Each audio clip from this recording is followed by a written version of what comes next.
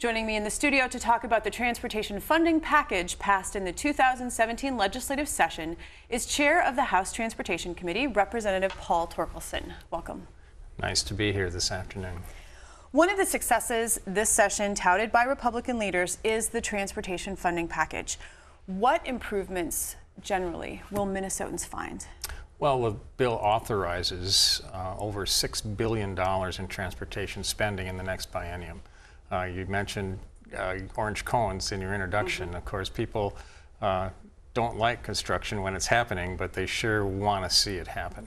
And these resources that will be available to not only the Department of Transportation, but other departments, we'll see a number of projects moving forward in the next biennium. How will Greater Minnesota benefit? Are there some big projects going on up there? Yeah, we did some things that are particularly good for Greater Minnesota. One is the local bridge fund, which has normally been funded in the bonding bill, has been rolled into the transportation bill. That means that it's going to have a predictable stream of funding. Those local bridges there are hundreds of them across the state. That list is constantly upgrading and updating, and so we'll be able to depend on getting a bunch of those local bridge projects done.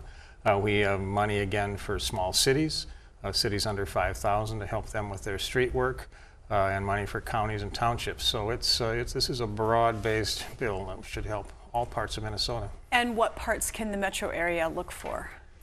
Well, certainly we've put a bunch of money into the corridors of commerce, which traditionally has been divided half and half between the metro area and Greater Minnesota. So some of those projects that have been kind of languishing should move up the line is both in the metro area and Greater Minnesota that fit the corridors of commerce criteria. At the end of session, when you and other leaders were preparing to fly around the state, you also excitedly talked about funding for airports. What's happening with the airports? Quite a bit. We're fortunate to have had a balance in the airport fund, and we were able to authorize a number of projects. In Duluth, for instance, the runway needs to be rebuilt. Duluth is really a very important airport facility. That we have the fighter wing there, we have Cirrus manufacturing there for airplanes, and we have commercial service. And that runway needed upgrading. We had enough money to do that. A couple of other projects, one in Rochester that's going to bring the security, international security into the airport building. We're pretty excited that the airports are also benefiting from this bill. There was some controversy during the session, as it seems there often is, over funding for transit. How did that end up working out?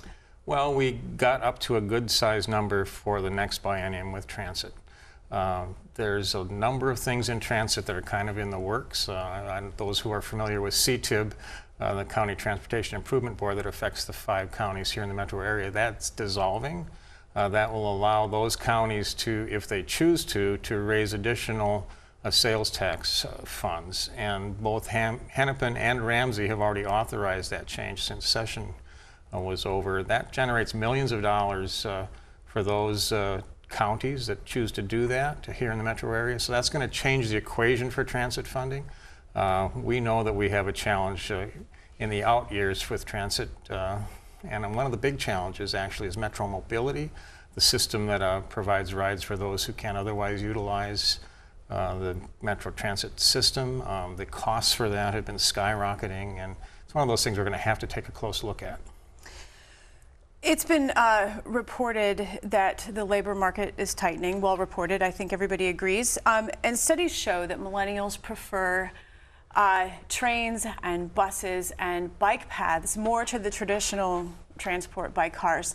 With the tightening of the labor market and the need to attract this millennial talent, what are your thoughts on that in terms of how we plan for city growth and moving people around? Well, resources are always limited, so we have to use our resources as effectively as we possibly can. Some projects carry very large price tags and service a relatively small number of people. We have to question those, I think. We've been questioning those, and we will continue to.